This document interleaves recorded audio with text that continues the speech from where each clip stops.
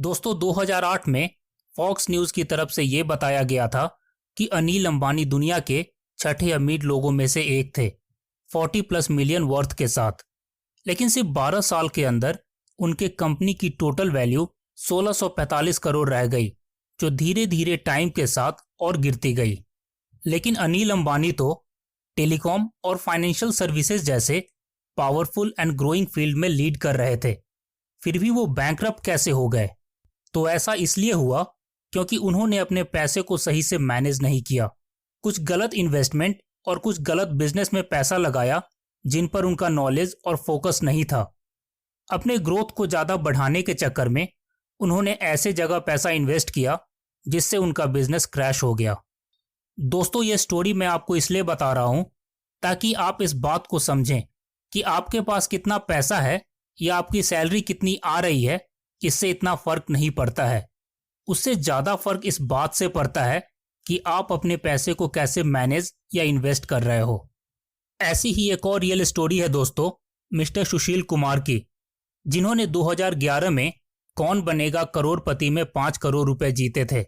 लेकिन पैसे जीतने के 3-4 साल के अंदर ही वो कंगाल हो गए और इसका रीज़न था पैसों को सही तरीके से मैनेज न कर पाना और गलत इन्वेस्टमेंट करना। अब आप सोच रहे होंगे दोस्तों कि यार इतना नॉलेज होने के बाद भी कैसे कोई इतना पैसा गंवा सकता है? तो वो इसलिए दोस्तों क्योंकि ये फाइनेंशियल नॉलेज गेन करने में टाइम नहीं देते हैं और ज़्यादा प्रॉफिट के चक्कर में गलत इन्वेस्टमेंट करके या ज़्यादा से ज़्यादा लाइबिलिटीज परचेज करके खुद को कंगाल कर लेते हैं। तो ऐसा हमारे पैसों के साथ न हो, इसलिए चलिए देखते हैं वो कौन से स्टेप्स हैं जिनसे न सिर्फ आप पैसों को अच्छे से मैनेज कर पाओ बल्कि उनको सही जगह इन्वेस्ट भी कर पाओ। तो पैसों को लेके दोस्तों हर इंसान का बिहेवियर एक जैसा नहीं होता है। जैसे 10th या 12th में आप करियर को लेके कुछ प्लानिंग करते हो, वैसे ही पैसों को लेके भी आपको प्लानिंग करनी चाहिए। आपकी प्लानिंग और मनी बिहेवियर ही आपके पैसों को मैनेज करने में या फिर पैसों के साथ आपके रिलेशनशिप को खराब करेगा। कहीं ऐसा तो नहीं है कि आप उन चीज़ों को भी परचेज करते हो जो आप अफोर्ड नहीं कर सकते। हम सब ऐसा करते हैं और ऐसा इसलिए क्योंकि हम वेट नहीं करना चाहते हैं। और अगर हम ऐसा बार बार करते हैं तो एक न एक दिन ये आदत हमें बैंकरप्ट कर ही देगी, क्योंकि ये सब हमारे आदत का एक हिस्सा हो जाता है जिसको अपने टाइम पर हमने सही नहीं किया। वहीं अगर आप अफोर्ड न करने वाली चीज़ों पर खर्च करना बंद करेंगे तो आप अपने पैसों को सेव और इन्वेस्ट भी कर पाओगे। टाइम के साथ आपका पैसा ग्रो करेगा और आप उन सारी चीज़ों को खरीद सकेंगे जो आप पहले अफोर्ड नहीं कर पा रहे थे। फॉर एग्जाम्पल, कोई भी लाइबिलिटी बाई करना जैसे महंगा फर्नीचर या आईफोन शुरुआत में आपको बहुत एक्साइटमेंट देगा, लेकिन बाद में आपको खुद वेस्ट ऑफ मनी का एहसास होगा। साथ ही दोस्तों हम जो पैसे कार मेंटेनेंस या फर्नीचर रिप्लेसमेंट में खर्च करते हैं, अगर वो पैसे हम बचा पाएं तो उसको इन्वेस्ट करके भी आप एक अच्छा पैसा कमा सकते हैं।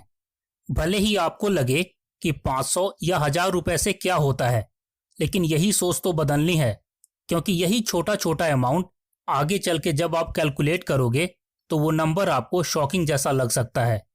बहुत से लोग ऐसा मानते हैं कि अगर वो इन्वेस्टमेंट में अच्छे हैं यानी उनको पैसे की अच्छी नॉलेज है, लेकिन ऐसा नहीं है।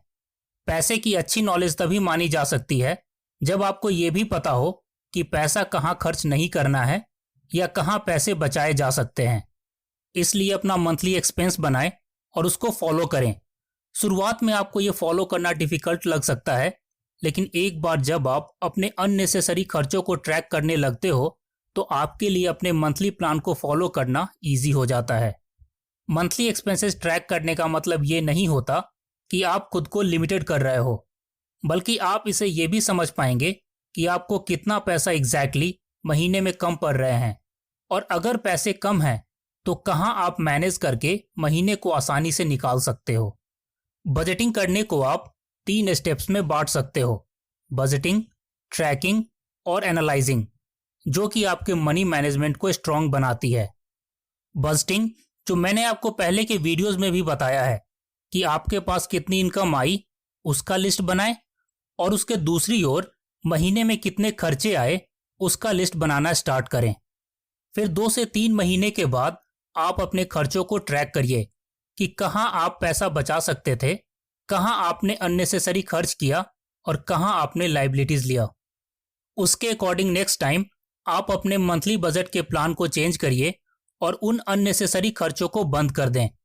स्टार्टिंग में आपका मन इसके लिए नहीं मानेगा, लेकिन जब आप अपने बैंक में पैसे बचते हुए देखेंगे जिनको आप इन्वेस्ट करके और पैसे बना सकते हो, तो आपको इन स्टेप्स को फॉलो करना बिल्कुल ईजी लगेगा।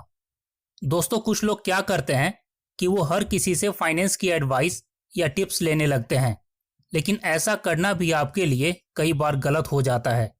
आप अगर किसी से फाइनेंशियल नॉलेज लेना चाहते हैं तो आप उनसे ले जिन्होंने फाइनेंस की नॉलेज ली हो, या कोई ऐसा सीनियर और मेंटोर से बात करें जिसने कम टाइम में बहुत सक्सेसफुल बिजनेस खड़ा किया हो, क्योंकि वो आपको अपने रियल एक्सपीरियंस से सही नॉलेज दे पाएंगे। दोस्तों, ब्रांडेड चीज़ें लेना जैसे 8,000 के शूज़ या 2,000 की टी शर्ट खरीदने में कोई बुराई नहीं है, लेकिन दिक्कत तब हो जाती है जब हम अपने सारे मेहनत के पैसे कॉस्टली चीज़ों में खर्च कर देते हैं। हमारी कोई सेविंग और इन्वेस्टिंग भी नहीं होती है और कॉस्टली क्लोथ भी बस दूसरों को दिखाने के लिए रह जाते हैं। साथ ही दोस्तों, आप ऑनलाइन शॉपिंग से बचिए। नॉर्मली हम क्या करते हैं कि फ्री टाइम में जब हम शॉपिंग ऐप्स में यूं ही प्रोडक्ट्स देख रहे होते हैं, फिर अचानक से हमें कुछ पसंद आ जाता है और बिना किसी प्लान के हम तुरंत अपना क्रेडिट कार्ड यूज़ करके उसको बाई कर लेते हैं, जो कि एक अनप्लान्ड खर्चा होता है। बाद में आपको लगता है कोई नहीं, 1,000 रुपये ही तो गए हैं, लेकिन ये अमाउंट आपका नेक्स्ट मंथ का पेइंग बर्डन है जो आपको अब चुकाना होगा। देखो दोस्तों, रियल बात तो ये है कि आप दूसरों से कंपटीशन करना बंद करो।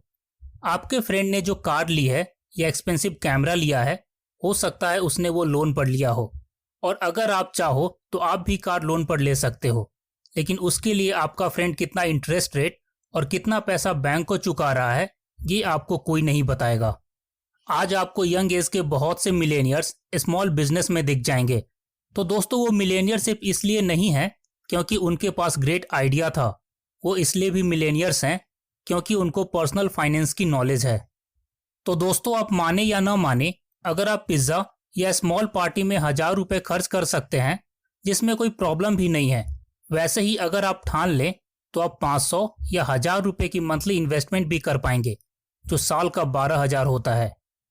तो दोस्तों, आप ज़रूरत के अकॉर्डिंग अपना मंथली चार्ट बनाएं और कोशिश करिए कि आप हर वीक कुछ समय पर्सनल फाइनेंस सीखने में भी दीजिए, क्योंकि पैसे कमाना तो सिर्फ हमारा टारगेट नहीं होना चाहिए, उसको मैनेज करना भी हमारी ही लर्निंग बनती है, जिसका प्रॉफिट भी आपको टाइम टू टाइम मिलता रहेगा जब आपका फाइनेंशियल कंडीशन ग्रो होगा। दोस्तों, आज के लिए इतना ही। आई होप आपको ये वीडियो अच्छी लगी होगी। ऐसे ही इंटरेस्टिंग और नॉलेजेबल वीडियो के लिए चैनल को सब्सक्राइब करें, वीडियो को लाइक करें। फिर मिलते हैं नेक्स्ट वीडियो में। गुड बाय दोस्तों।